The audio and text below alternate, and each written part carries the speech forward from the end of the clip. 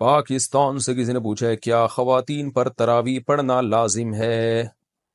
تراویح سنت مؤکدہ ہے. سنت مؤکدہ کہتے ہیں جو فرض کی طرح اور واجب کی طرح تو نہیں ہوتی، لیکن وہ عام سنتوں کی طرح بھی نہیں ہوتی کہ اس کو چھوڑنے والے کو ملامت ہی نہ کی جائے، تو اس کو سنت مؤکدہ کہتے ہیں. عام سنتوں سے زیادہ تاکید ہے اس کی، کیونکہ نبی صلی اللہ علیہ وسلم نے جہاں بھی صیام رمضان کا ذکر کیا، قیام رمضان کا بھی ساتھ میں ذکر کیا. دن کا روزہ رات کا قیام، دن کا روزہ رات کا قیام. تو یہ قیام کیسے ہوگا؟ نبی صلی اللہ علیہ وسلم نے 3 دن یہ قیام کر کے بتایا کہ ایسے ہوگا. اس میں کتنی رکعتیں پڑھی یہ معلوم نہیں. پھر حضرت عمر رضی اللہ تعالیٰ عنہ کے عمل سے ہمیں پتہ چلا کہ بھئی وہ اس طرح سے 20 رکعتیں ہوں گی، کیونکہ پھر پوری دنیا میں حضرت عمر نے اسی کو رائج کیا اور چاروں اماموں کا اس پر اتفاق ہوا کہ 20 رکعت سے کم تراویح نہیں ہے.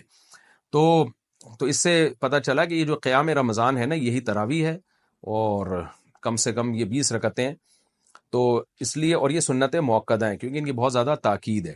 تو سنت مؤکدہ کا حکم یہ ہے کہ مرد ہو یا عورت دونوں کے لیے ایک ہی حکم ہے، الگ الگ نہیں ہے.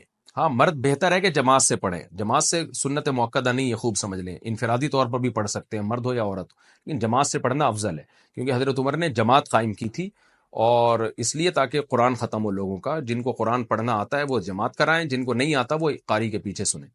تو اب خواتین پہ تو مسجد کی جماعت فرض نماز بھی لازم نہیں ہے، تو تراویح کہاں سے لازم ہوگی؟ تو اس لیے خواتین بہتر ہے گھر میں تراویح پڑھے. مسجد جانا چاہیں تو ہماری رائے تو یہی ہے کہ اس زمانے میں ان کو مسجد جانے کی بھی اجازت ہے، حدیث میں اس کی ثبوت ملتا ہے. اور تراویح میں تو ہمیں ملتا ہے کہ اسلاف اپنے عورتوں کو بھی تراویح کی نماز میں لایا کرتے تھے. تو لیکن بہرحال سنت مؤکدہ یہ ہے کہ پڑھ لیں آپ. جماعت سے پڑھنا سنت مؤکدہ نہیں ہے، گھر میں پڑھنا زیادہ افضل ہے. تو آپ گھر میں تراویح پڑھیں، 20 رکعت پڑھیں. اور سنت مؤکدہ کا حکم یہ ہے کہ کبھی کبھار چھوٹ جائے تو انشاءاللہ گناہ نہیں، کوئی حرج نہیں ہو، اس میں کوئی گناہ نہیں ملے گا.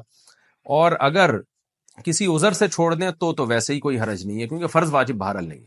تو بہت زیادہ تھکاوٹ ہو تو چھوڑی جا سکتی ہے، اور کبھی تھکاوٹ نہ بھی ہو تو کبھی ویسے ہی بھی چھوڑی جا سکتی ہے، لیکن کنٹینیو چھوڑنے کی عادت نہ بنائے. لیکن ویسے ایک جنرل نالج کے لیے بتا دوں، جو پڑھتے ہیں پراپر پڑھتے ہیں، جو نہیں پڑھتے پھر وہ چھوڑتے ہی ہیں. یہ تراویح ایسی چیز نہیں ہے 2 دن پڑھ لی 1 دن چھوڑ دی. تو جو ایسے کرتا ہے وہ پھر چھوڑا ہی رکھتا ہے. تو جو پڑھتے ہیں وہ کنٹینیو پڑھتے ہیں. تو نبی صلی اللہ علیہ وسلم نے جب بہت زیادہ تراویح کی فضیلت بیان کی ہے، قیام رمضان کی فضیلت بیان کی ہے، جس کو بعد میں اسلاف نے نام تراویح کا دیا، تو آپ کو چاہیے کہ اس سے قطع نظر کہ یہ سنت مؤکدہ ہے یا غیر مؤکدہ، آپ یہ فضیلت حاصل کریں. کیونکہ شاعر نے کہا ہے تمتع من شمیم عرار نجد فما بعد العشیۃ من عراری، کہ ایک خوشبو ہوتی ہے جیسے رات کی رانی کی خوشبو، یہ رات کے بعد ختم ہو جائے گی. تو تراویح کی فضیلت بھی رمضان کے بعد ختم. تو اس بحث میں پڑھے بغیر کہ سنت مؤکدہ ہے یا غیر مؤکدہ ہے، واجب ہے یا نہیں، اس بحث میں پڑھے بغیر آپ کنٹینیو پڑھ لیں، کیونکہ ثواب بہت ہے اس کا. اور یہ عید کا چاند نظر آتے ہی آپ کے پاس یہ آپشن ختم ہو جائے گا. لیکن حکم یہی ہے کہ سنت مؤکدہ ہے. کیا عورت دیگر عورتوں کو تراویح پڑھا سکتی ہے؟ اگر ہاں تو اس کا طریقہ کار بتا دیں. نیند اگر پیچھے لڑکا بھی کھڑا ہو جائے تو کیا حکم ہوگا؟ بنت نصیر لاہور سے. عورت کی امامت میں اگر لڑکا پیچھے کھڑا ہو جائے تو اس لڑکے کی تو بہرحال نماز نہیں ہوگی، کیونکہ مرد کو تو مرد ہی امامت کر سکتا ہے.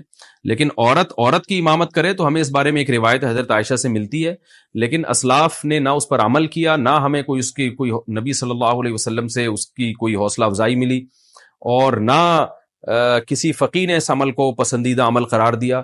یہی وجہ ہے کہ خلفائے راشدین کے دور میں بھی ایسا نہیں ہوا، بعد میں بھی ایسا نہیں ہوا، اور ہمیشہ مرد ہی امامت کرتے رہے ہیں. تو اس لیے حضرت عائشہ کے اس عمل سے یہ بہرحال پتہ چلتا ہے کہ اگر کوئی عورت ایسا کر لے گی تو پیچھے عورتوں کی نماز ہو جائے گی، لیکن یہ عمل بہرحال پسندیدہ ہے نہیں.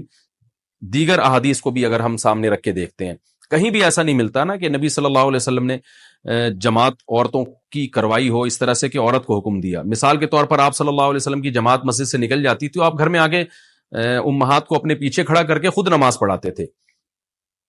اور یہ بھی نہیں ہے کہ آپ صلی اللہ علیہ وسلم نے خواتین کو جب حکم دیا نا کہ تمہاری گھر کی نماز مسجد سے بہتر ہے، تو گھر میں آپ نے ان کو انفرادی نماز کا حکم دیا ہے. آپ یہ کہہ سکتے تھے کہ مسجد میں جماعت پڑھنے سے بہتر ہے تم گھروں میں جماعت کر لو، اگر اس کی اجازت ہوتی نا. جیسے کہ آج کل بہت سے اسکالرز فتویٰ دے رہے ہیں کہ عورت کو نماز پڑھا سکتی ہے. اگر ایسا ہوتا تو کتنے، یعنی عورتوں کو پھر گھر میں انفرادی نماز کا حکم تھوڑی ہوتا، بلکہ عورتوں کو حکم دیا جاتا کہ گھر میں اپنی جماعت کرا لیں وہ.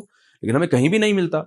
تو صرف ایک حدیث کو دیکھ کے کبھی فیصلہ نہیں کیا جاتا، باقی بھی تمام احادیث کو دیکھا جاتا ہے. تو ان تمام احادیث کو دیکھ کے فقہا نے جو استدلال کیا وہ یہ ہے کہ عورت اگر عورت کو نماز پڑھا دے تو نماز ہو تو بہرحال جائے گی، لیکن یہ عمل بہرحال مکروہ اور ناپسندیدہ ہے، یہ قابل ترغیب عمل نہیں ہے۔ اس لیے خواتین کو چاہیے کہ وہ انفرادی نماز پڑھیں، جماعت سے پڑھنی ہے تو مرد کو امام بنائیں، اس کی اقتداء میں نماز پڑھیں۔